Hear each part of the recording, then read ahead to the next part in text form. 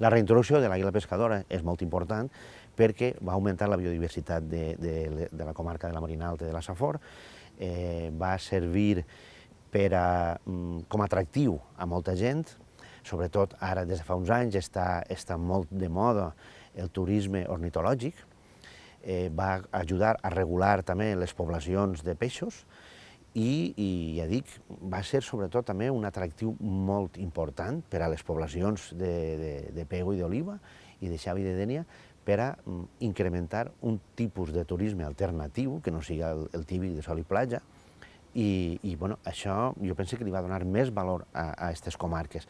Fa un any i mig va vindre l'especialista que n'hi ha en Escòcia, que és Roy Dennis, i el meu va donar una xifra.